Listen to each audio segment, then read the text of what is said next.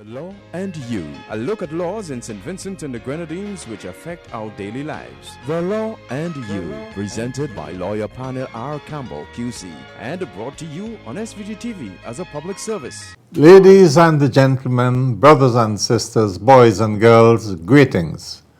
Welcome to another presentation in this public service nation-building series, The Law and You. This is program number 949. Coming to you on Monday the 16th of September 2019. We are well into the 22nd year of the Law and You, and I want to thank you all for your continued encouragement and support. On this program, I will speak to you on the topic squatting on Crown lands. But before getting into the topic, a few preliminary comments. Firstly, as usual, my condolences go out to all those families which have suffered recent bereavements, particularly those families whose bereavement was caused by acts of violence, and also families who have lost loved ones by reason of illness or old age. And in that connection, let me say a special condolences to the Honorable Sinclair Leacock and his siblings on the loss of their mother, Mrs. Leacock. And the last time I saw the Honorable Sinclair Leacock, he was attending the funeral of my brother Ken at the Kingstown Methodist Church 2 Fridays ago. Now, I want to congratulate the latest two persons to have been elevated in our Spiritual Baptist Archdiocese. I refer to Bishop Winston Daniel and Archdeacon Lucas. Both were consecrated yesterday afternoon at St. Elizabeth Church in Belmont. Unfortunately, I was absent because I was out of the state and returned to St. Vincent and the Grenadines on Sunday late afternoon. But I want to congratulate the two brothers, and I called around and got a good idea of what went on, and my congratulations to all concerned. Now, if you think St. Vincent was hot last week, you should have been in Trinidad and in Jamaica. When I actually got to Jamaica early last week and felt the heat around midday, I thought something was wrong with me. I thought I was coming down with the flu or something because it was so hot. And then I discovered that that has been the case for a few months. And when I got back to Trinidad, just as hot as Jamaica. So that global warming is a phenomenon which has to be taken very, very seriously. All the scientists tell us that extreme weather systems would be affecting the globe because of the warming of the polar ice caps, the Arctic and the Antarctic. The serious fires in the Brazil rainforest have affected the earth because it is estimated that the Brazil rainforest, the Amazon rainforest in Brazil, produces as much as 20% of the oxygen generated by plants in the world. Of course, our brothers and sisters in the Bahamas are still trying to recover from the ravages of the hurricane. And as if that was not bad enough, we had tropical storm Umberto, which brought a lot of rain to the Bahamas. Whatever we can do to assist, let us do our very best. And one of the sad stories I picked up in Jamaica was that there are lots of Bahamian students at UWI, at Mona in Jamaica. And many of them hadn't heard anything about their loved ones back home in the Bahamas. Indeed, one Bahamian student at Mona lost both parents in the hurricane. He was reported to have been totally devastated, and that is understandable. And in fact, one person described what happened in the Bahamas as if an atomic bomb had been dropped on the place, especially back on the Grand Bahamas. The hurricane season is not yet over. Indeed, today we are reminded by the heavy rainfall we've had throughout today that we still have to be careful, we still have to be on the lookout, we still have to take precautions. But God is good, and we look to Him for continued succor. Excuse me.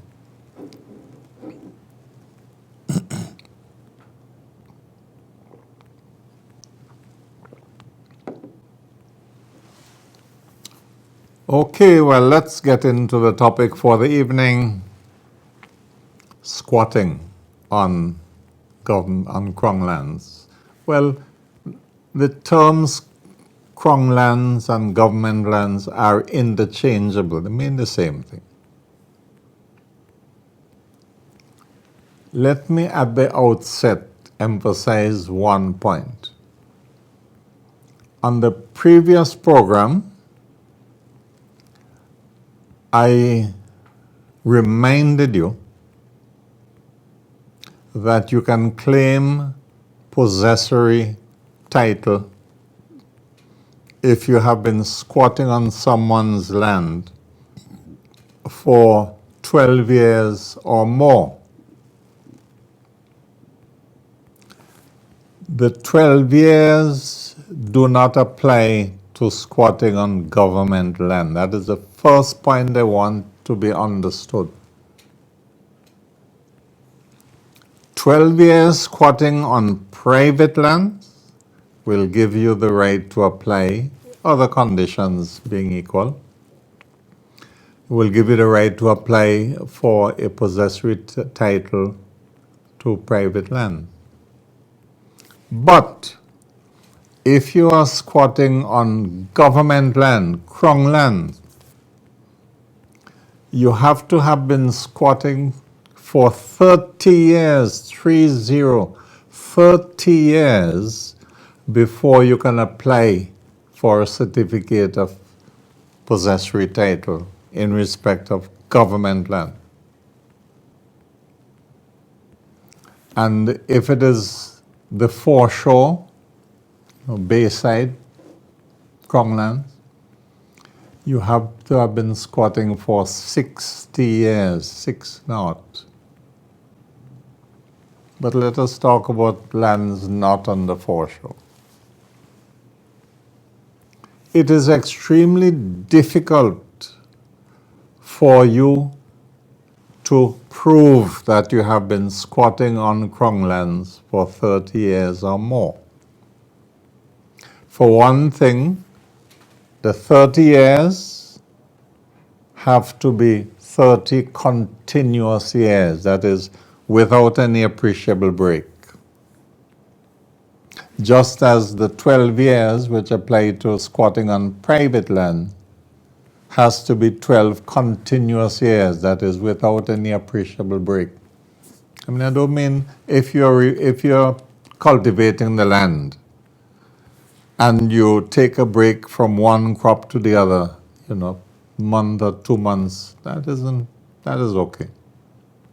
But if, for example, you start squatting on a piece of land and you leave it and you go somewhere else and so on, you don't come back for a couple of years, a year or two, and then you come back, that's not continuous years. So whether it's private land or government land, you have to show that you have been using the land, either cultivating the land or using it for grazing animals, or having a dwelling house on the land, or cutting trees, felling trees on the land and so on. You have to show you have been actually working the land. And that is one of the reasons why it is difficult, usually, to produce satisfactory evidence of squatting on Crown land for 30 continuous years. But if you can show that you have actually been using a piece of government land without acknowledging or without getting any permission from the government to do that, then once you fulfill all the conditions, you might be able to file an application asking for a certificate of title to that piece of Crown land, government land. Suppose you had got permission from somebody in authority to occupy a piece of government land. Well, you can't apply for a possessory title to any land, whether private or government, if you have been given permission from the owner in the case of private land, or from somebody in authority in the case of government land, because you recall what I have been saying every time I speak on the topic. Squatting with permission does not qualify you to claim the land after 12 years in the case of private land, or after 30 years in the case of government land. You have to show that you have been occupying the land, using the land, without anybody's permission. So if an official in the Ministry of Agriculture or the chief surveyor, who is the authorized person when it comes to dealing government land, had given you permission, tell, okay, it's all right, you can cultivate a piece of that land. Then once the government can show you had permission, you cannot say you have been squatting on the land so as to qualify you to apply for a certificate of possession. So possessory titles depend on occupation of the land or use of the land as the owner of the land without anybody's permission. Always remember that. So this is what I'm going to advise you, as I've done before in previous programs. If you have been using a piece of Crown lands, government land, there is nothing wrong with you going to the Ministry of Agriculture and inquiring as to whether the government can sell you that piece of land or even rent it to you. But it's better if you ask them to sell you the land. From time to time, the government cuts up government lands and offers the land at fairly cheap rate to those who have been occupying all over the place. And that has gone on for quite a number of years, since the days of the land settlement estates.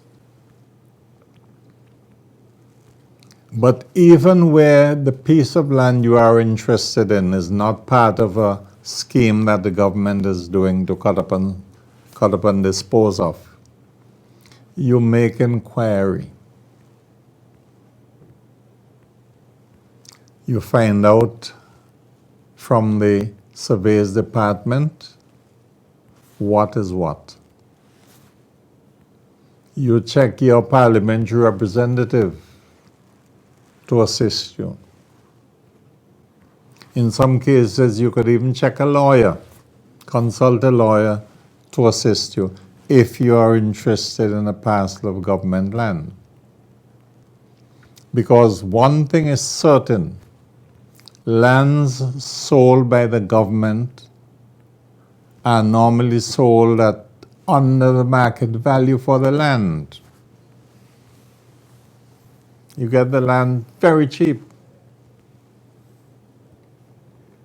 And if the government is in a frame of mind to do so, they can sell you land which ordinarily will sell for $5 a square foot for 50 cents a square foot, and I've known lands the government has sold for $10 a square foot. 10 cents, sorry, per square foot. So by all means, find out what is happening. Let your name be listed as a person who is interested in buying the parcel of land you have been occupying. As I said, you may have been occupying it by virtue of cultivating it, or you might have even put a structure, a dwelling on the land. Well, the presence of a dwelling on the land is usually the best evidence of possession of the land. Therefore, if you can show that you had a house built on the land, the government, once they are satisfied that yes, you have been living on that piece of land, when they come to cut up the lands, your name will go down as the person who should be offered lot number so and so to purchase. That brings me to this point. If there is a development scheme in a particular area in which you are interested, and you receive a letter from the surveys department offering to sell you the land, don't take that letter and put it away and do nothing about it. Try and find the money to at least make the down payment and see how many of the monthly installments you can make. Because when governments organize lands for sale to persons, crown lands, they give very generous terms. First of all, the land is much cheaper than if you were to buy the land from a private owner. The down payment is reasonably small and the monthly payments are reasonably small. Payments you can manage. Having an offer letter from the government puts you in a very good position if you act upon it. But what happens if you get an offer letter, put it away, and then your eyes close? You die. Can your children or your spouse, if you're married, go and claim that they have the right to be offered the land? No, they don't have the right. Normally, the authorities would, in the case of the death of somebody to whom the land was offered, the authorities would deal with the next of kin. the beneficiaries. But they don't have to. So an offer made to a specific individual is for that individual. And if that individual dies before accepting the offer, before making a down payment, the government will be free to offer the land to somebody else. Now, they wouldn't do that if the individual has a house in the land. They would normally make sure they sell to a member of the family, closest member of the family. But there have been many cases where there has been confusion. Father is squatting on Crown land, receives an offer letter, doesn't do anything about it, dies, and then his children wrangling over who should get the right to buy this piece of land. Usually one of them runs to the surveys department soon as father's died and they understand that he hadn't paid for the land, and they make the down payment and ask for their name to go down so that when the payments are finished, their name is on the title deed that the Crown gives, called a Crown grant. Then other siblings come up and say, well, how you could do that? I was the one helping my father work this piece of land. I was the one living there. You went away, and just because you have money, you come back and went into the surveys department and paid the money. But these things can be sorted out. Now, the point you must understand is nobody has the absolute right to be sold the land by the government if the land was offered to somebody who dies. Now, if the person who dies made a will, then they could pass on by their will the right to purchase. And normally the government would respect that provision in the will. But in the absence of a will and in the absence of clear evidence as to who should benefit from the generous offer made by the government, there is usually difficulties. And that is where your parliamentary representative could come in to assist.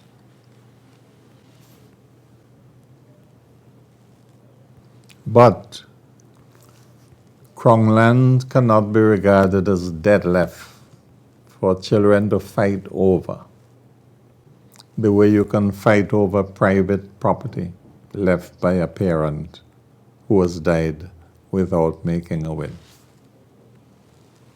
And as you know better than I do, some children can be extremely difficult to deal with when death steps in and the parent dies.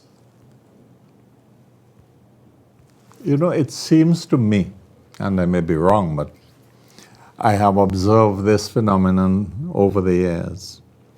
It seems to me that these days we are much less loving than we used to be.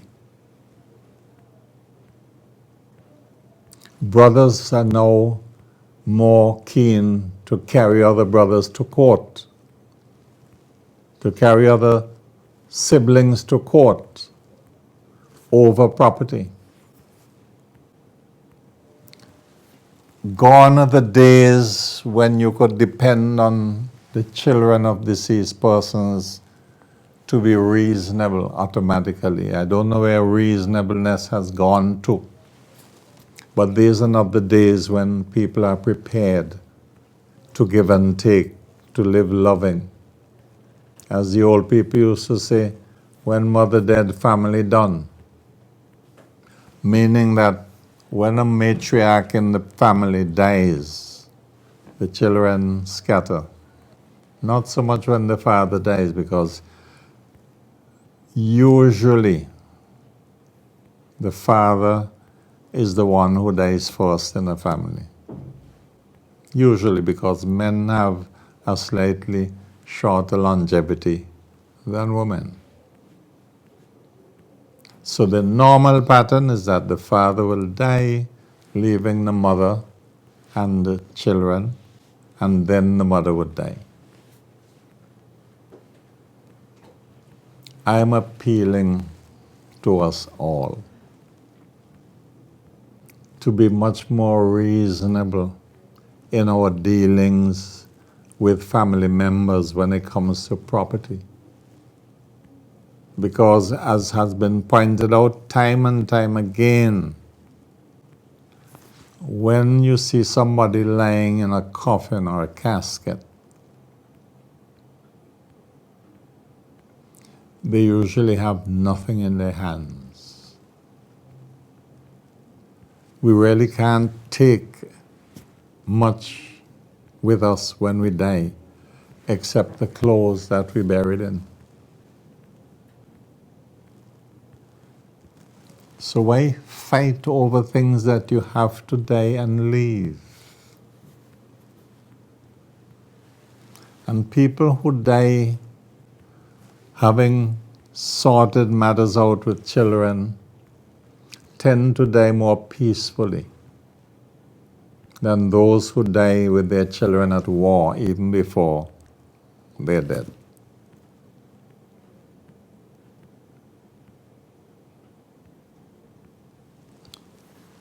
Some children could hardly wait for their parents to pass on before they start to make botheration and claim this, that, and the other. Excuse me again.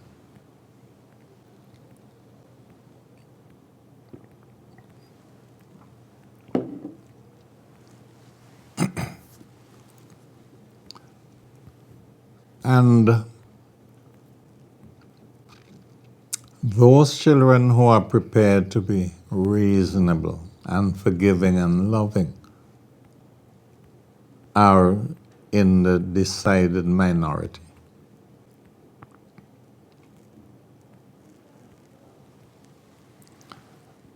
Now, when you find yourself squatting on government property, you have to be prepared to take orders from government officials, especially in the context of natural disasters. The officials would come and they say, look, don't build a house on a riverbank, because even though this river hasn't come down for years, you never can tell. And if some people are told that, they make a fuss.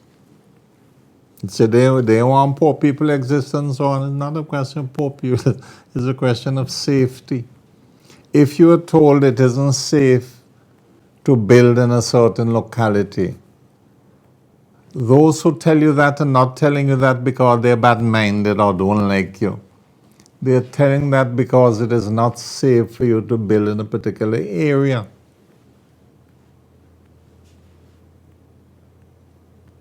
Or if you are told this piece of land is a reserve, or road reserve, you can't go and put a structure there and say, oh, you're government and say you're building where you feel like. No. You have to be responsible and law-abiding.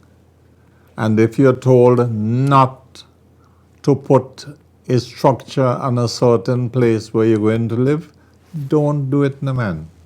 Just don't. Humble yourself and ask, well, can I put it so and so? And they may say, okay, it's okay for you to build a little higher up or a little further from the riverbed. But too many of our people have this attitude that nobody can tell them what to do. It's government land and they're occupying it. That attitude is backward and can only get us into trouble. So, to wrap up, If you squat on government property, try and rectify matters, try and make matters right. Go to the authorities and ask for permission to occupy the land. Ask if you can get the land to buy. The government say, look, we're not selling the land because we have a future use for it, but we can rent you for a time. And once you rent that land and you pay your rent, you are safe. And if you think of claiming squat land as an adverse possessor, make sure you have been squatting on the land for 30 years on a stretch, continuously, without a break. Otherwise, you can't claim government land for squatting for less than 30 years. Okay? All right, well, that is all from this program of The Law and You, program number 949. I look forward to being of further service to you next week, Monday, DB, for another presentation in this public service nation-building series, The Law and You. Do have a pleasant week, ladies and gentlemen, brothers and sisters, boys and girls, and may the good Lord continue to bless us all.